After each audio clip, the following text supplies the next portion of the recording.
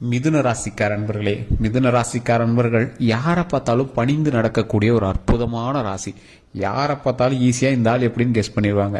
இந்த மிதுன ராசிக்காரர் அமைதியாக இருக்கிற மாதிரியே தெரியும். ஆனால் அத்தனை பேர்த்தையும் ஜட்ஜ் பண்ணுறதுல இவர் அளவுக்கு யாராலையுமே ஜட்ஜ் பண்ண முடியாது. ஈஸியாக இவர் எல்லாத்தையும் கணிச்சிருவார். ஒரு 10 பேர் முன்னாடி இருக்காங்க அப்படின்னா இவன் எதுக்காக நம்மக்கிட்ட பேசுகிறான், இவன் எப்படியாப்பட்டவன் தான் அப்படிங்கிறத மற்றவங்களோட அதிகமாக கணிக்கக்கூடிய திறன் கொண்டவங்க இந்த மிதுன ராசி. மிதுன ராசிக்காரர்களுக்கு கடவுளினுடைய அருள் பரிபூர்ணமாக இருக்குது அப்படிங்கிறது எல்லாருக்குமே தெரியும். இருந்தாலும் அதிக கஷ்டங்கள் படுறது மிதுன ராசி தான். காரணம் என்ன அப்படின்னா இவரை வச்சு தான் கடவுள் டெமோவே பார்க்குற மாதிரி பண்ணுவாங்க. காரணம் என்ன அப்படின்னா மிதுன ராசிக்காரர்களுக்கு முன்னோர்களினுடைய சாபங்கள் அதிகமாகவே இருந்திருக்கு. அவங்களுடைய முன்னோர்களுடைய கதைகள் எல்லாமே எடுத்து பார்த்தீங்க அப்படின்னா மிதுன ராசிக்காரர்களுக்கு மட்டும் நிறைய இங்கே குடும்ப சம்பந்தமான சின்ன சின்ன சிக்கல்கள் இருந்திருக்கும். உங்களுடைய ஜாதக ரீதியாகவும் நீங்கள் கேட்டு பார்க்கலாம். உங்களுடைய பெரியோர்கள் யாராவது இருந்தாங்க, பெற்றோர்கள் யாராவது இருந்தாங்க, தாத்தா பாட்டி யாராவது இருந்தாங்கன்னா அவங்ககிட்டையும் கேட்டு பாருங்க. உங்களுடைய முன்னாடி இருக்கக்கூடிய முன்னோர்கள், உங்களுடைய 2 தலைமுறையோ 3 தலைமுறையோ முன்னாடிலாம் உங்களுடைய வம்சாவளியினர் அப்படின்னு சொல்லுவாங்க, பரம்பரை அப்படின்னு சொல்லுவாங்க. அந்த பரம்பரையில் ஏதாவது உங்களுக்கு சின்ன சின்ன இன்சிடென்ட் நடந்திருக்கா அப்படிங்கிறத செக் பண்ணி பாருங்க. அதனுடைய விளைவாக உங்களுக்கு சின்ன சின்ன தடைகளோ அல்லது மாறுதல்களோ உங்களுக்கு ஏதாவது ஒன்று ஏற்பட்டிருக்கும். உடனே குழந்தைகள் சம்மந்தப்பட்டது, இந்த மாதிரி ஏதோ ஒரு சம்மந்தப்பட்டது உங்களுக்கு நடந்திருக்கும். அதை கருத்தில் கொண்டு அதற்கு தகுந்தாற் போல அதை சரி செய்வதற்காக சில ஜோதிடர்களையும் நீங்கள் அணுகியிருப்பீங்க, சில கோவில்களுக்கும் நீங்கள் போயிட்டு வந்திருப்பீங்க. அதே போல் வருடத்திற்கு ஒருமே கருப்பு கட்டணும் அப்படின்னு சொல்லுவாங்க. அதெல்லாம் நீங்கள் நிறைய பண்ணியிருப்பீங்க. இந்த மிதுன ராசிக்காரர்கள் இது எல்லாமே பண்ணாலும் அவங்களுக்கு ஒரு சாட்டிஸ்ஃபேக்ஷனான சில விஷயங்கள் இன்னும் கிடைச்சதில்லை அப்படின்னு தான் சொல்லணும். அவர்கள் எல்லாமே நான் சொல்லக்கூடிய விஷயத்தை நீங்கள் கண்டிப்பாக மைண்டில் வச்சுக்கோங்க. இந்த வீடியோ முழுசாக பாருங்கள். பல தடைகளை நீக்குவதற்கும், பல குடும்ப சிக்கலிலிருந்து வெளிவருவதற்கும், பல பிரச்சனைகளிலிருந்து வெளிவருவதற்கும், அதே போல் கல்வி ரீதியான விஷயங்களில் முன்னேறுவதற்கும், தொழில் ரீதியான விஷயங்களில் முன்னேறுவதற்கும், மிகப்பெரிய வல்லுநர்களாக ஒரு இடத்தில் நீங்கள் வாழ்வதற்கும் ஒரு மிகப்பெரிய விஷயத்தை நம்ம சொல்ல போகிறோம். இது நீங்கள் லைஃப்பில் உங்களுக்கு கடவுள் இந்த ஆப்பர்ச்சுனிட்டி உங்களுக்கு கொடுத்துருக்காரு அப்படின்னு ஞாபகம் வச்சுக்கோங்க. இந்த மிதுன ராசிகள் எல்லாத்தையும் ஈஸியாக கணிச்சிடுவாங்க. ஆனால் ஒரு விஷயத்தில் இவங்க ஏமாந்தவங்க அப்படின்னு சொல்லலாம். இவங்களை ஈஸியாக எல்லாரும் ஏமாத்திடுவாங்க. எதை காட்டி உங்களை ஏமாற்ற முடியும்? ஆசையை காட்டி இல்லை, உங்களுக்கு மேலே பாசத்தை காட்டி உங்களுக்கு ஈஸியாக ஏமாற்ற முடியும். பாசத்திற்கு அடிப்பணிந்தவர்கள் இந்த மிதுன ராசிக்காரர்கள். பாசத்தினாலே பல விஷயங்கள் நீங்கள் இழந்தவங்க. ஸோ அதனால் பாச விஷயத்தில் கொஞ்சம் கண்ட்ரோலாகவும் கரெக்டாக இருந்துட்டீங்க அப்படின்னா உங்களை யாராலையும் ஏமாற்ற முடியாது. என்னதான் நீங்கள் கண்ட்ரோலாகவும் கரெக்டாக இருந்தீங்க அப்படின்னாலும் மனது ரீதியான விஷயங்களில் ஒவ்வொரு விஷயத்தில் நீங்கள் கொஞ்சம் அப்படியே டவுன்ஃபாலாக தான் இருப்பீங்க. இந்த ராசிக்காரர்கள் எப்பொழுதுமே தொழில் ரீதியான விஷயங்களில் ஒரு மிகப்பெரிய ஒரு சாட்டிஸ்ஃபேக்ஷனான தொழில் ஒரு பண்ணும் அப்படிங்கிறத எல்லாமே பண்ணுவார். இவர் என்னதான் தொழில் ரீதியான விஷயங்களில் டாப் மோஸ்ட் சில விஷயங்களை இவங்க செஞ்சாலும் இவருக்கு விபூதி அடிக்கிறதுக்குனே பின்னாடி யாராவது ஒருத்தன் சுற்றிட்டு இருப்பான். ஒரு தொழிலில் நீங்கள் வேலை பார்க்குறீங்க அப்படின்னா வேலை பார்க்கக்கூடிய இடத்துல உங்களுக்கு எதிரிகள் உங்களுக்கு அதிகமாகவே இருப்பாங்க. கூடவே நண்பன் போல இருப்பான், அவன் தான் உங்களுடைய முன்னேற்றத்தை தடுக்கணும்னு இருந்திருப்பான். அதே போல் நீங்கள் கல்வி சம்மந்தப்பட்ட விஷயத்தில் இருக்கீங்க அப்படின்னா கல்வியில் உங்கள் கூட இருக்கக்கூடிய நண்பன் உங்களை வேறு பக்கம் டைவெர்ட் பண்ணி அவனுடைய முன்னேற்றத்துக்காகவே பார்த்துட்ருப்பான். தொழில் சம்மந்தப்பட்ட விஷயத்தில் உங்கள் கூட வேலை செய்கிறவங்களே, அதாவது நீங்கள் ஒரு ஓனராக இருக்கீங்க இல்லை தொழில் செஞ்சுருக்கீங்க அப்படின்னா உங்கள் கூட வேலை செய்கிறவங்களே உங்களுக்கு சின்ன சின்ன விஷயத்தை டென்ஷன் பண்ணிவிட்டு ஒரு மிகப்பெரிய முன்னேற்றத்தை தடுக்கிற மாதிரி உங்களுக்கு தோணியிருக்கும். தடுக்க மாட்டாங்க, ஆனால் அவங்க முயற்சி செய்தால் இன்னும் நீங்கள் மேலே வரலாம். ஆனால் அந்தளவுக்கு எங்கேயும் ஸ்டெப் எடுக்க மாட்டாங்க. இது உண்மை அப்படின்னா நீங்கள் மறக்காம கமெண்ட் செக்ஷனில் பதிவிடுங்க. இந்த மிதுன ராசிக்காரர்களுக்கு மட்டும்தான் இந்த மாதிரி விஷயங்கள் அதிகமாகவே நடந்திருக்கு அப்படின்னு சொல்லலாம். இந்த ராசிக்காரர்களுக்கு கல்வி சம்மந்தப்பட்ட விஷயங்களில் நிறைய விஷயங்களில் தடை ஏற்பட்டு தான் அந்த கல்வியை நீங்கள் முடிக்கிற மாதிரி இருந்திருக்கும். முன்னொரு காலத்துலேயே இருந்தாலும் சரி, இப்போ இருக்கக்கூடிய காலத்துலேயே இருந்தாலும் சரி, ஏதோ ஒரு படிச்சுட்டு இருப்பீங்க, அதில் ஏதோ ஒரு சின்ன சின்ன டைவர்ஷனால் நீங்கள் கல்வி மாற்றமோ இடமாற்றமோ இல்லை கல்வி கம்ப்ளீட் பண்ணாமையோ ஏதோ ஒரு விஷயத்தினால மாறி நீங்கள் பண்ணிடுற மாதிரி இருக்கும். ஸ்கூல் லைஃபே பாருங்கள், ஒரே ஸ்கூல்லேயே நீங்கள் கம்ப்ளீட் பண்ணுறதுக்கான வாய்ப்புகள் கொஞ்சம் கம்மி தான். அதே போல் கல்வியே நீங்கள் முழுசாக முடிச்சிருக்கீங்க அப்படின்னாலும் அது கொஞ்சம் கம்மி தான். அதிகமாக அந்த கல்வி முழுசாக முடிச்ச மிதுன ராசிக்காரர்கள் கொஞ்சம் கம்மி தான். இருந்தாலும் நல்ல ஒரு முன்னேற்றம் இருக்கக்கூடிய, ஒரு முன்னாடி இருக்கக்கூடிய ஒரு வழிகாட்டுதலின் பேரில் முன்னேற்றம் இருக்கக்கூடிய ஒரு நபராக தான் நீ இருந்திருப்பீங்க. இந்த ராசிக்காரர்களுக்கு தொழில் சம்பந்தப்பட்ட விஷயங்கள் எந்த அளவுக்கு மேன்மை கொண்டு வருதோ அந்த அளவுக்கு தொழில் ரீதியான விஷயங்கள்ல கவனமும் இருக்கணும் அப்படிங்கிறத நீங்கள் மைண்டில் ஞாபகம் வச்சுக்கணும். கவனமாக இருக்கக்கூடிய ராசிக்காரர்களில் இந்த ராசிக்காரர்கள் 2026 முதன்மையில் இருக்கீங்க. கவனமாக இருக்கணும். எதில் சார் கவனமாக இருக்கணும்? தொழிலில் நீங்கள் கண்டிப்பாக கவனமாக இருந்தே ஆகணும். கல்வியில் கவனமாக இருந்தே ஆகணும். வேறு ஒருவர் மீது நீங்கள் காட்டக்கூடிய அன்பிலும் பாசத்திலும் நீங்கள் கவனமாக இருந்தே ஆக வேண்டும் என்ற காலகட்டம். வேறொருவர் மீது காட்டக்கூடிய அன்பு பாசனம் எது? யாராவது உங்களுக்கு நீங்கள் ஆணாக இருந்தீங்க அப்படின்னா பெண் மேலே காட்டக்கூடிய பாசமும், பெண்ணாக இருந்தீங்க அப்படின்னா ஆண் மேலே காட்டக்கூடிய பாசமும், இருபாலரினுடைய பாசமும் முறை சம்பந்தப்பட்ட பாசங்களாக இருந்தால் மிகவும் நல்லது. அதாவது ஒரு சின்ன இது நீங்கள் தப்பாக எடுத்துக்க தேவையில்லை. ஏதாவது ஒரு அஃபேரோ இல்லை வேறு ஏதாவது ஒரு புறம்பான விஷயங்கள் இருக்குது அப்படின்னா அதை நீங்கள் சரி பண்ணிக்கிறது பரவாயில்ல.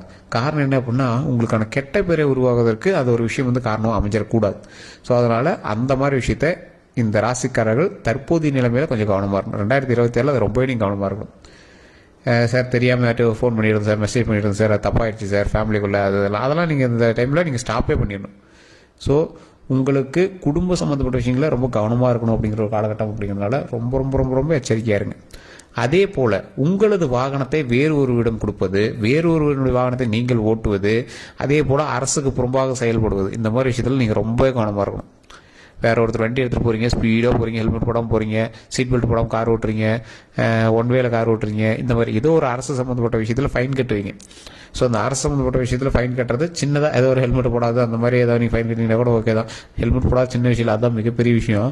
ஸோ இந்த மாதிரி ஏதோ ஒன் வேல போகிறீங்க அதுக்கெல்லாம் ஃபைன் கட்டிங்க அப்படின்னா அதெல்லாம் ஓகே தான்.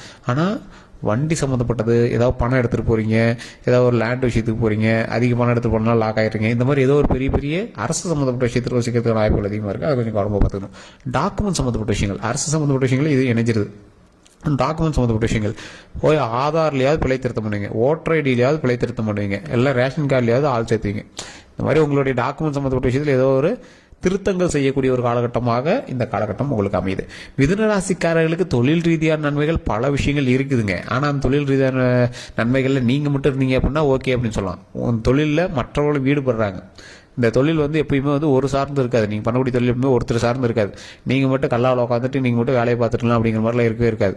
அதில் ஒரு 4-5 நபராவது ஈடுபட்டே ஆகணும் அப்படிங்கிற ஒரு காலகட்டம். ஸோ அதனால் அவங்களுடைய தசாபுத்தியின் பால் உங்களை கொஞ்சம் கொஞ்சம் அப்படியே மூவ் பண்ணும். உங்களுடைய தசாபுத்திக்கு நீங்கள் மட்டும் செய்யக்கூடிய விஷயங்கள் கம்மி தான்.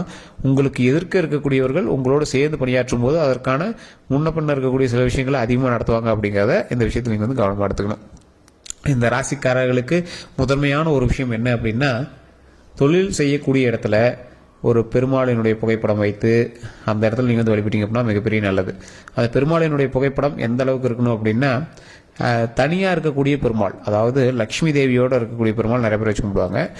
ராஜ அலங்காரத்தில் தனியாகவே பெருமாள் தெரிகிற மாதிரி ஒன்று வச்சிருப்பாங்க. லக்ஷ்மி தேவியோட புகைப்படம் தனியாக வச்சு கும்பிடலாம், ராஜ அலங்காரத்தில் கூடிய பெருமாளுடைய புகைப்படம் தனியாக வச்சு கும்பிடலாம். ஸோ இது நீங்கள் வச்சு கும்பிட்டீங்க அப்படின்னா ரொம்ப ரொம்ப நல்லது. அதுலேயும் ராஜ அலங்காரத்தில் இருக்க வைர கிரீடத்தோட அருமையாக இருப்பார். ஸோ அந்த பெருமாளை வச்சு கும்பிட்டீங்க அப்படின்னா ரொம்பவே நல்லது. காலையில் ஒரு சொம்பு தண்ணி வச்சு உங்களுடைய வேலை செய்யக்கூடிய இடத்துல ஒரு சொம்பு தண்ணி ப்ளஸ் அந்த கடவுளை வழிபடுறதை வச்சு நீங்கள் போட்டு ஆட்டோமேட்டிக்காக வணங்க. அதில் மிகப்பெரிய நன்மை உண்டு.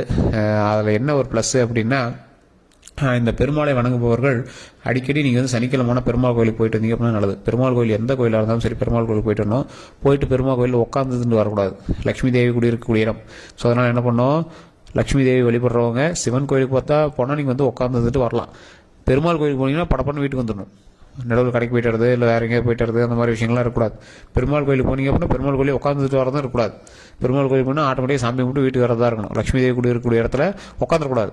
நாம் லக்ஷ்மி தேவி வீட்டுக்கு கூட்டு உட்கார வச்சுக்கணும். ஸோ அதனால் அதை நீங்கள் மைண்டில் நல்லா ஞாபகம் வச்சுக்கோங்க. இது நிறைய பேர் தெரியறதில்ல. சிவன் கோயிலுக்கு போனாலும் அங்கே உட்காந்துடலாம், பெருமாள் கோயிலுக்கு போனால் அங்கே உட்காந்துடக்கூடாது. ஸோ பெருமாள் வழிபாடு பண்ணிவிட்டு உங்களுடைய குலதெய்வத்தை மறக்காமல் நீங்கள் வழிபாடு பண்ணுங்கள். குலதெய்வம் தான் உங்களை முன்னேற்றுவதற்கு முதல் படிக்கட்டு. ஸோ குலதெய்வம் வழிவிட்டால் தான் எல்லா தெய்வங்களும் அருள் புரியும். ஸோ குலதெய்வ வழிபாடு கண்டிப்பாக பண்ணுங்கள். திருமணம் ஆகாத மிதுன ராசிக்காரர்கள் கண்டிப்பாக நான் சொல்லுவதை கண்டிப்பாக வியாழக்கிழமைகளை கண்டிப்பாக ட்ரை பண்ணுங்கள். தடைகளை நீக்குவதற்கு தட்சிணாமூர்த்தி வழிபாடு ரொம்பவே பெருசு. குழந்தைகள் இல்லாதவங்களுக்கும் சரி, அதே மாதிரி திருமணம் ஆகாதவங்களுக்கும் சரி, தட்சிணாமூர்த்தி வழிபாடு வியாழக்கிழமை தட்சிணாமூர்த்தி கொண்டக்கடலை மாலை போட்டு வழிபட்டீங்க அப்படின்னா மிகப்பெரிய சந்தோஷம், மிகப்பெரிய நன்மை நடக்கும். அதை நீங்கள் கண்டிப்பாக ட்ரை பண்ணி பாருங்கள். கொண்டக்கடலை வழிபாடு, தட்சிணாமூர்த்திக்கு செய்யக்கூடிய வழிபாடு, தட்சிணாமூர்த்தி வழிபாடு. ஸோ இதுதான் 2 நெய் விளக்கு வைக்கிறீங்க, தட்சிணாமூர்த்தி வழிபடுறீங்க, கொண்டக்கடலை மாலையோ இல்லை கொண்டக்கடலை வச்சு வழிபடுறீங்க. அங்கே இருக்கக்கூடிய ஒரு 10 பேருக்கு கொண்டக்கடலையோ அல்லது பொங்கலோ ஏதோ ஒன்று அங்கே இருக்கக்கூடிய 10 பேர் கொடுக்குறீங்க. அதனால் இங்கே வயிறு குளிர்றாங்க, உங்களுடைய மனம் குளிருது, இறைவனுடைய மனம் குளிருது, உங்களுக்கு நன்மை பிறகுது, நமக்கு நன்மை பிறகுது. ஸோ இதுதான் அங்கே நடக்கக்கூடிய ஒரு பெரிய விஷயம். நீங்கள் பெரிய பெரிய பரிகாரம்லாம் பண்ணணும் அவசியம் கிடையாது. நிறைய பேர் தசாபுத்தியெல்லாம் செக் பண்ணிட்டு பார்த்துட்டு இருப்பீங்க. சரி, தசாபுத்தியின் பால் எப்படி நடக்கும், அதை நம்ம எப்படி செக் பண்ணுறது? ஏன்னா இப்போ நம்ம சொல்கிறது பொது பலம் தான். தசாபுத்தியை வச்சு எப்படி கணிக்கிறது அப்படின்னு கேட்குறவங்களுக்கு இந்த வீடியோவில் ஒரு முக்கியமான விஷயத்தை நான் சொல்கிறேன், நோட் பண்ணிக்கோங்க. சார் உங்களுடைய ஜாதகத்தை செக் பண்ணிக்கோங்க, லோக்கலில் இருக்கக்கூடிய ஜோதிடர்கிட்டே கொடுங்க. தசாபுத்தி எங்கே இருக்குது, உங்களுக்கு மாந்தி எப்படி இருக்குது எல்லாமே கேளுங்க. இல்லை சார் அங்கே சரியான ஒரு இது கிடைக்கல அப்படின்னா டிஸ்கிரிப்ஷனில் நம்பர் இருக்குது, பிரபல ஜோதிடருடைய நம்பர் தான் கொடுத்துருக்கோம். அதே மாதிரி ஸ்க்ரீன்லேயும் பார்த்தீங்கன்னா நம்பர் ஓடிட்டுருக்கு, அந்த நம்பருக்கு நீங்கள் வந்து ஃபோன் பண்ணி பேசி தெரிஞ்சுக்கலாம். வேறு எந்த ஒரு கருத்துக்களாக இருந்தாலும் மறக்காமல் கமெண்ட் செக்ஷனில் பதிவிடுங்க. தயவு செய்து அந்த நம்பருக்கு ஃபோன் பண்ணுங்கள். பிஸியாக இருந்தது அப்படின்னா கொஞ்சம் வெயிட் பண்ணுங்கள். நிறைய பேர் வந்து சார் ஃபோன் பண்ணால் பிஸியாக இருக்குது, எடுக்க முடியல, எடுக்க மாட்டேறாங்க அதுங்கிறீங்க. கொஞ்சம் வெயிட் பண்ணிங்கன்னா கண்டிப்பாக வந்து உங்களுக்கு ரிப்ளை பண்ணுவாங்க. வெளிநாட்டு மக்களும் வாட்ஸ்அப் மூலமாக நீங்கள் வந்து பேசி தெரிஞ்சுக்கலாம். வேறு ஏதாவது கருத்துக்கள் இருந்தால் மறக்காமல் கால் பண்ணி கேட்டு தெரிஞ்சுக்கோங்க. நன்றி நண்பர்களே.